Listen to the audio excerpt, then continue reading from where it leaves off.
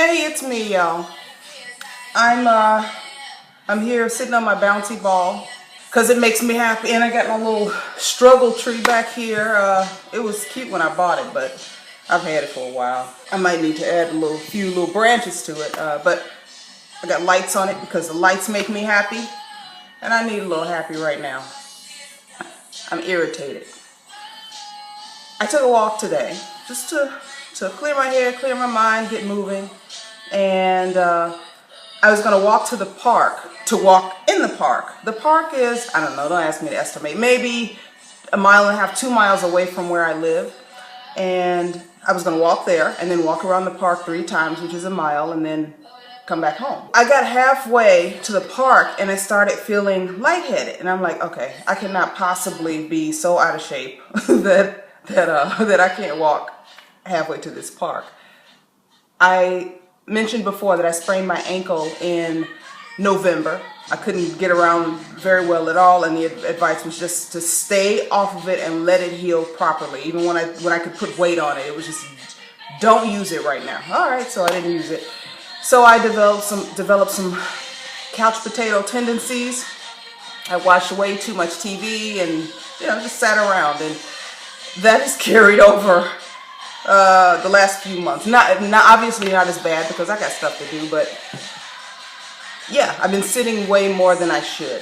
So lately I've been moving more, stretching, and trying to get it together.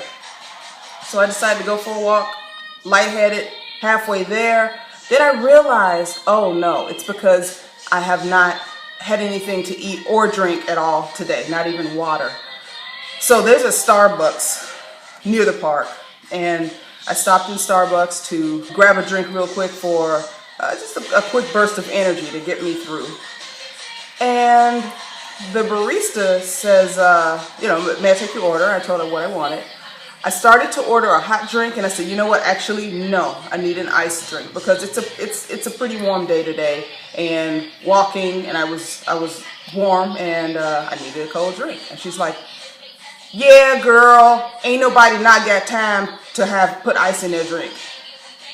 And it gave me pause. I looked at her for a minute because I thought she was joking. Okay, all right. She clearly was not well versed in black vernacular English because no native speaker or anybody who's been around black people who speak that way, because not all black people do. I grew up speaking that way. When I go back to Chicago, I speak that way. My family speaks that way. I have no problem at all with non-standard English. What I have a problem with is people assuming that because I'm black, I don't comprehend standard English, and they start speaking that way to me. So it was clear that she didn't naturally speak that way. She did that on purpose, but she was very nice. She wasn't like being nasty, which people have done. So I just looked at her and, okay, all right. Let me find my table and wait for my drink. So she called me up to get my drink. Hold on.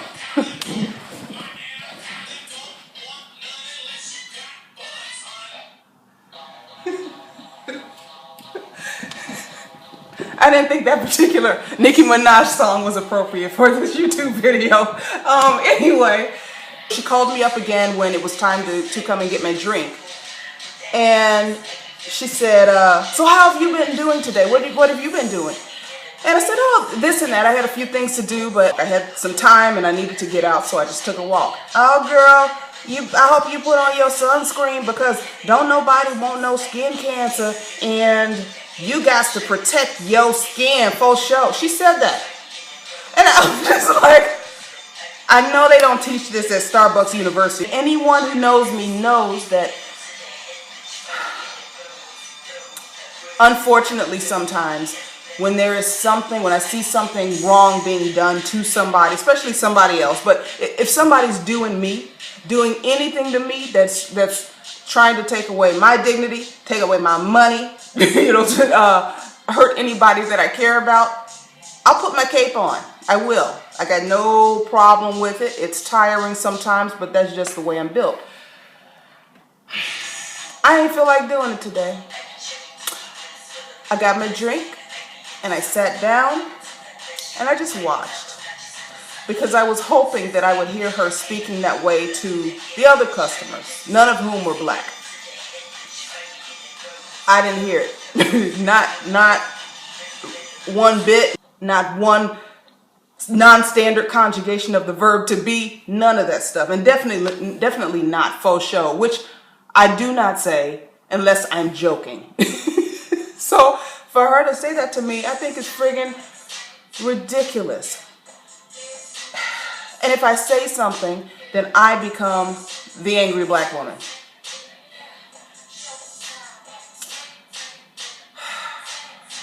I tweeted it because it's nice sometimes to tweet something and then you get responses of people that you may not even know in real life, but kind of like getting an amen from the congregation. It's like, yeah, I've been through that too. One of my Twitter followers, Kane Owens, hi Kane, he responded with basically that he hates that. He hates it when that happens. And then he said, sometimes he says, yes, as a response. So I think I might co-opt that the next time somebody does that to me, because it happens more times than I care to count. I've stopped talking to a couple of friends former friends because of that, because I was the black friend that they could do all this ignorant stuff to. And if you have to speak to me that way, it lets me know that you don't see me as your equal. If you are a person who does things like this, stop it. It's not cool. It's not amusing.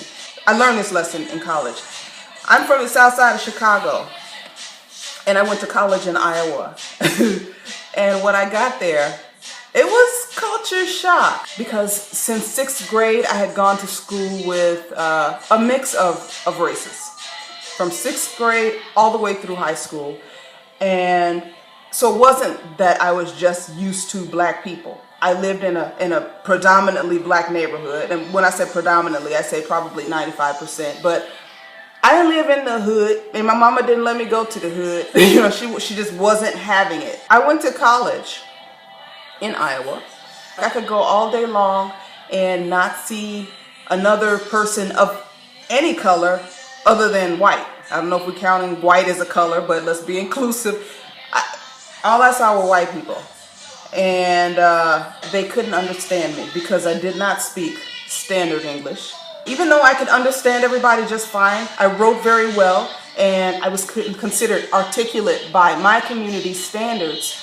I realized that if you're going to be around different groups of people, you know, when in Rome, you don't go speak French in Rome. I had to learn how to speak so that I could be understood. I had to learn words, mannerisms, colloquialisms. It was a different system of speaking using the same words, basically. I can do that. I do it very well. I can also speak black English when I want to and when I need to. The other thing that I got at Iowa was people who didn't think I belonged there. And it wasn't, maybe once or twice I got blatant racism, but for the most part, no. My experiences at the University of Iowa were good ones for the most part, and I don't have much bad to say about my time there. But sometimes you get somebody who wants to make jokes about eating chicken and watermelon, which I like chicken, I like watermelon. I got no problems with that. I am not ashamed. I will buy them both at the same time all summer long. But when somebody makes a joke about chicken and watermelon, which I may point out, people all over the world like, it is not just exclusive to black people liking chicken and watermelon. So when somebody makes a joke like that, you know where they're going. I laughed at first because, you know, I didn't really know how to handle it. So I just laughed it off like it didn't matter. And the jokes got worse and worse. I had an employer ask me what black people wanted to be called. And I was about 19 at the time. What do black people want to be called? I said, well, like, which black people are you talking about? You know, I mean, you can ask me what I'd like to be called. And so he went into the whole, do you want to be black? Do you want to be colored? Do you want to be African American? What do you want to be? And then he says, Can I call you the N-word? What? My coworkers who were about his age, he was probably about 50 to 55 then, old enough to know better. I had never encountered anything like this before, and I was just really just dazed. I knew it wasn't right, but I didn't know what the appropriate response was, being that he was my employer. They jumped in and they said, "Oh, don't ask questions like that." And he's like, "No, I mean Nicole. Nicole is the N-word." But